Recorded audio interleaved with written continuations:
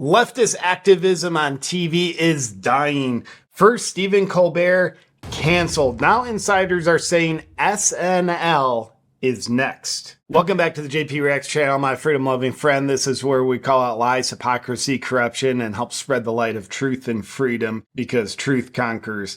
Now, I don't know about you. I got a little childish when I heard Stephen Colbert is being canceled because he's costing the network $40 million in losses a year. I'm like, I feel happy, not about the failure, but about the purity, just get more propaganda off the air, overpaid propaganda.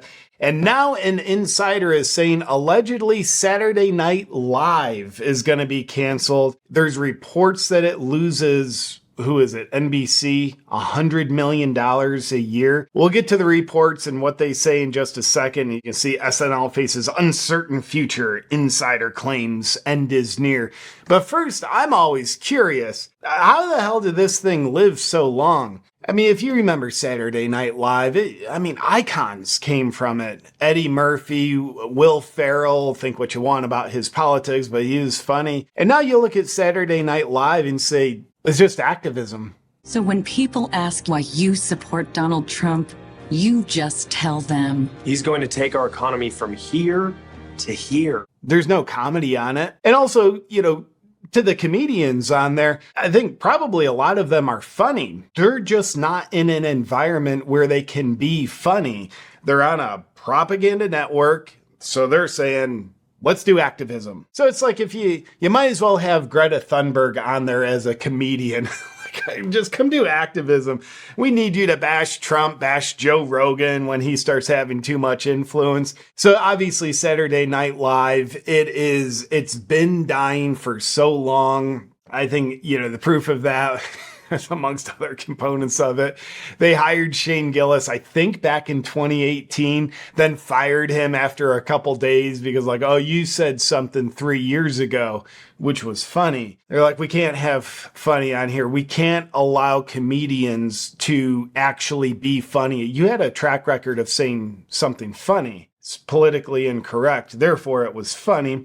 And now when Shane Gillis guest hosts Saturday Night Live, that's the only time the ratings are good. And that's the only time it's actually funny because they're taking someone who is not only not Saturday Night Live, he was literally rejected by Saturday Night Live. So they're taking a not Saturday Night Live person, putting him on there, and he's funny. SNL, it's like, that friend who has a 15-year-old dog, it's blind, it's deaf, it suffers, it has arthritis and has for a few years. And everyone, you can see what's appropriate for the dog. Everyone can see it except the person who owns the dog. It's just like, we're going to keep him around. I'm just too attached to him to let him go. And I've been that person. I've had a 15-year-old dog. I probably kept him going longer than what was in his best interest. So Saturday Night Live is that dog that needs to be euthanized, especially if the reports are even half true that it loses $100 million a year.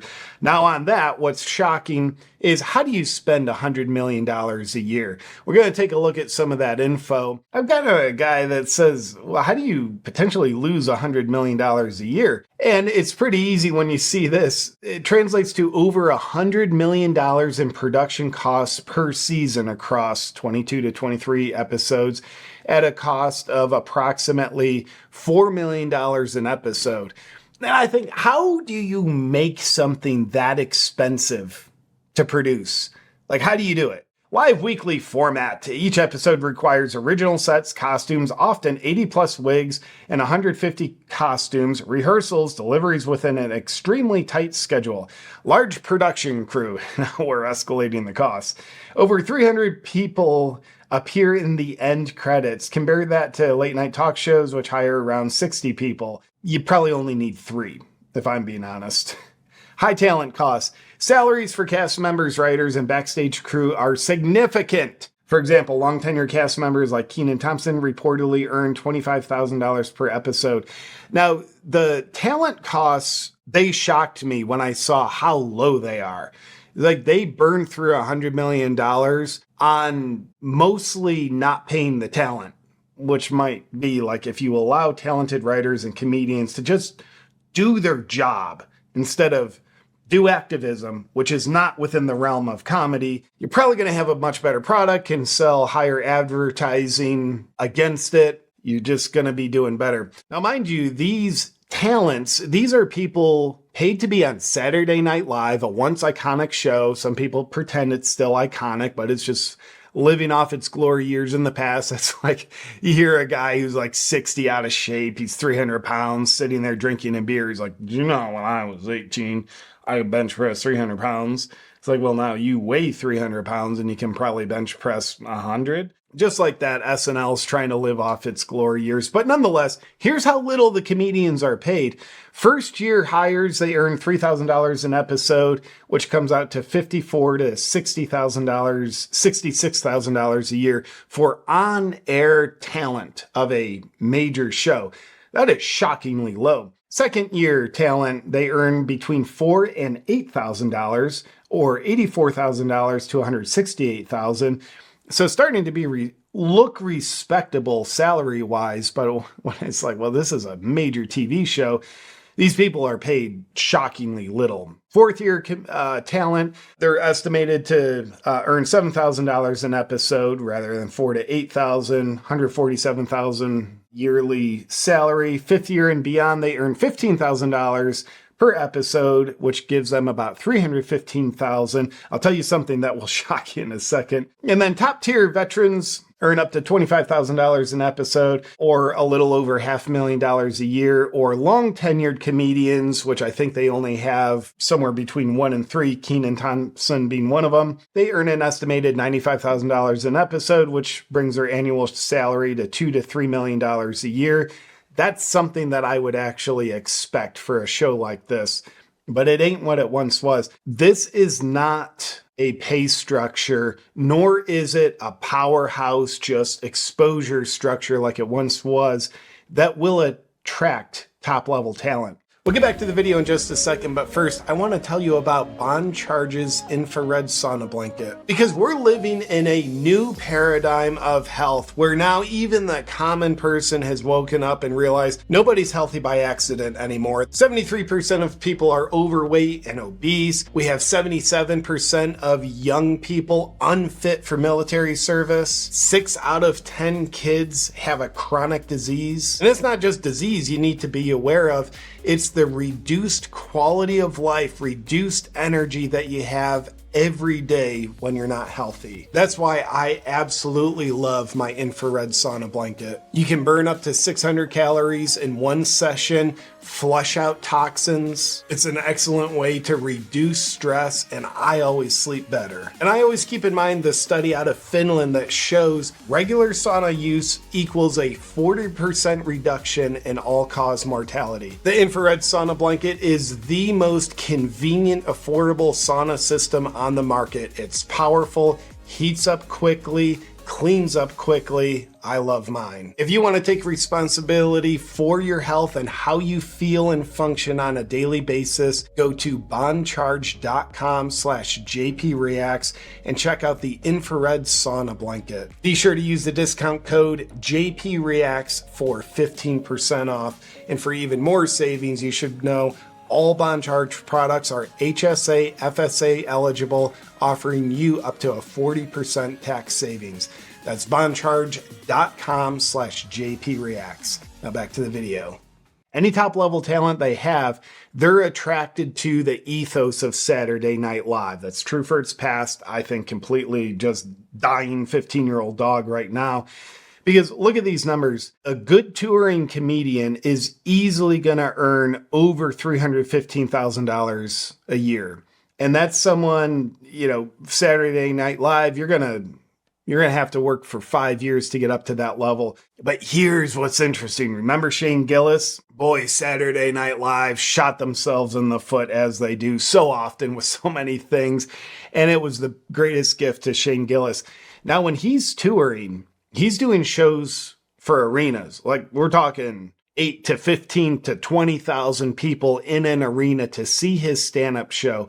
How much do you think he gets paid for one of those shows? At a minimum, it's going to be over $500,000. What a top tier Saturday Night Live veteran takes a whole year to make, 5+ years to work themselves up there, Shane Gillis will in one night when he's doing an arena show. And he's doing a lot of arena shows. And guess what? That is a super conservative estimate. It is not unreasonable depending on the size of the arena. Apparently he sells them all out, but if it's a bigger arena, he's going to be making closer to 7 figures in one night. Good for Shane Gillis. Not good for Saturday Night Live. They pay their comedians dog crap, and they pay 300 production staff a lot so that they can get their total annual expenditures to $100 million to produce their show. Will SNL actually be canceled? Here, according to this article, SNL faces uncertain future, insider claims, end is near. Saturday Night Live might face cancellation by NBC once its longtime creator and producer Lorne Michaels steps down, as one expert suggests. Robert Thompson, the founder of Beer Center for Television and Popular Culture at Syracuse University, predicted this grim possibility after CBS decided to cancel Stephen Colbert's talk show. Okay, now we're making predictions, are we? Thompson speculates that NBC may consider cutting ties with iconic sketch comedy show SNL, along with other Lorne Michaels creations for the network. The Tonight Show starring Jimmy Fallon and Late Night with Seth Meyers, once 80-year-old Lorne Michaels retires. Following CNBC's report that SNL, along with Fallon and Meyers shows, incurs a combined $100 million annual loss, Thompson remarked, Lorne Michaels can't keep doing that forever. If he decides to retire or can't do those shows anymore, NBC would be in an interesting position. So here's a couple things to consider against why I want to take this information with a grain of salt. Do I hope SNL gets canceled? I think it deserves to. I don't like it. I think it's just activism, not based on truth. And it's like, you see the 15-year-old dog that's just suffering. It's not going to recover. And you just know, like, putting it out of its misery is the right thing to do. Here's why I take this with a grain of salt. The alleged insider that's going around the internet as the source of this information isn't an insider. It's this guy, Robert Thompson, who's not associated with the show. He's the founder of this center and pop culture something or other at Syracuse University. He's just sitting on the sidelines making predictions. And that $100 million loss that SNL is incurring, as some people are reporting it, that's actually not completely factual. Lorne Michaels shows SNL, Seth Meyers, and Jimmy Fallon combined create a $100 million loss per year. But if you look at the reality that we now know, Stephen Colbert, he was losing $40 million a year. His show was. Some people are saying it's 50, but 40 is a conservative estimate. So if you look at Jimmy Fallon and Seth Meyers, those shows are the exact same thing as Stephen Colbert's shows. So you could maybe guesstimate, well, each of those shows would have a similar structure and create $40 million loss each. And that's $80 million of losses. And that would take up SNL, based on this shooting from the hip math, that would take SNL to, they're losing $20 million a year. So do I think SNL will be canceled in the near future? I don't actually think so. But there's been rumors as far back as 2022 that SNL was going to be canceled. And you can see this headline, SNL TV show may close in 2025 after 50 years on NBC. But the truth is, it's not. At least not yet. Because it's already been announced, as you can see, SNL sets return for season 51 premiere. This was just published in season 51 premiere. I know we all can't wait. It's due to premiere in October, so they're already moving ahead. Not going to be canceled in the very near future. Because while SNL has a yearly cost of $100 million to produce, which is just insane and stupid, there's some reports that it's actually profitable. Here's a summary from ChatGPT. Take that with a grain of salt. It says total production cost per year, $4 million. Annual season cost, $100 million. Estimated profit margin, 5 to 10% once split with NBC. That would bring, with a $100 million cost, and therefore you're making 105 to 110% of that in advertising revenue, gives you a 5 to 10% profit. So that basically means, based on these stats, SNL is profitable with a pretty small margin in the name of between $5 million and $10 million a year. If that's true, that means they actually turn a profit. You and I would probably say, I'd like to have a profit of $5 to $10 million a year. So maybe that makes NBC happy. Well, I would think actually probably not, because you have to think, hey, with that, what is the show, 1 hour slot on Saturday nights, that takes up space where another show could potentially be way more profitable.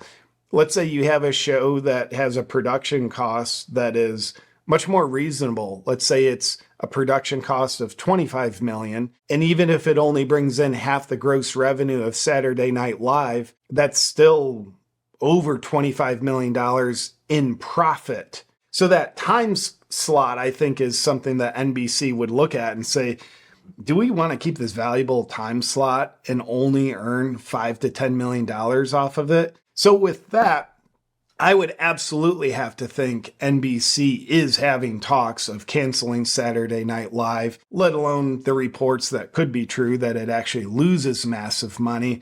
But I think one thing appears to be certain, unlike the tempting rumors to believe that are now circulating all over online that Saturday Night Live is going to be canceled, Colbert was just canceled, we're getting them all. It doesn't look like it's going to be canceled in the immediate future, which is disappointing to me. Yet I wanted to address the headlines with my best thinking, not necessarily predicting what I want to happen will happen, but looking at the reality, surrendering my bias and saying, here's how I see it.